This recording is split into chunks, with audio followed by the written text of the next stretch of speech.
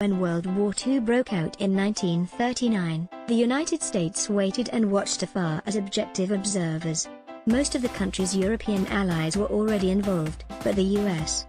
government decided to see if those allies could take care of themselves without American intervention, even though Germany was gobbling up countries. Then the Empire of Japan, a German ally, attacked Pearl Harbor on December 7, 1941, and the world would never be the same.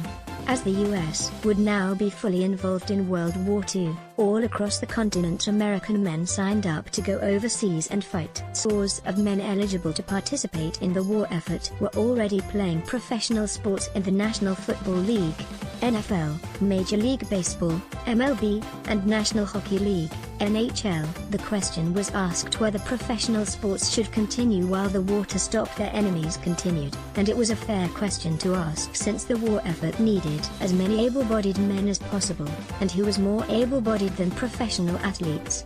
As the US entered the war, President Franklin D. Roosevelt sent out what is now called the Green Light letter to MLB owners, telling them to continue their efforts and give the military overseas something to cheer about with their favorite teams. No such letter was sent to the league offices of the NFL nor the NHL. Back then, the entire sports world revolved around professional baseball and college football. It was up to the NFL and NHL owners to decide whether to continue forward or suspend operations. Events such as the Indianapolis 500 and the US Open were cancelled. All three leagues continued to play a full schedule of games during the war years. However, there were plenty of issues. For one, lots of players were drafted by the War Department. Other athletes simply left their sports clubs and signed up. Pro sports lost the services of Stan Musial, Cardinals, Turk Broder, Maple Leafs, Bobby Jones, golf, Joe DiMaggio, Yankees, plus Joe Louis and Jack Dempsey, boxing. The playing field wasn't the only casualty either. The Los Angeles Rams owner, Dan Reeves, left to become a member of the U.S. Army Air Forces.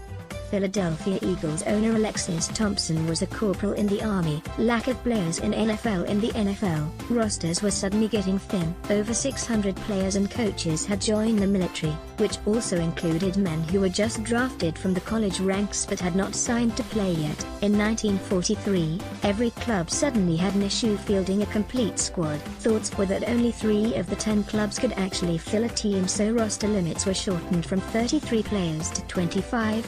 There was a discussion about whether the league should suspend operations for at least a year. The Chicago Bears held a tryout after losing 10 players and hired anyone who could run around the practice field twice.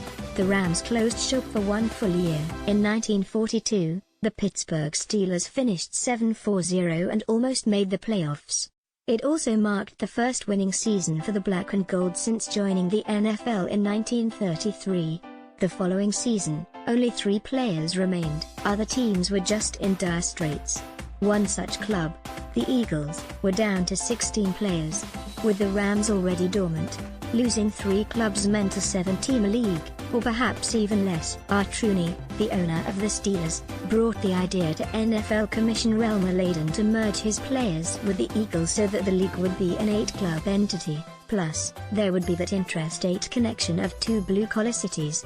The league approved the merger by a narrow 5-4 vote. Thompson, the Eagles owner, had stipulations though. For one, he wanted the team to play under the name Philadelphia Eagles and play all games in his home stadium.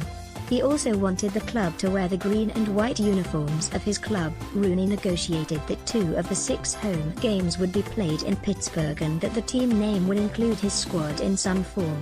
The name Steagles was coined by fans during the upcoming season, but the name in the official NFL standings of this team for this one year was Phil Pitt Combine. The Steagles did indeed wear the Eagles uniforms, a year in which plastic helmets were now mandatory throughout the league. This marked only the 2nd time in Steelers history that they did not wear their familiar black and gold regalia. Merged 2 clubs with 2 head coaches. Now what? With now 1 squad, how would the head coaches gel? What occurred naturally was that Steelers head coach Walt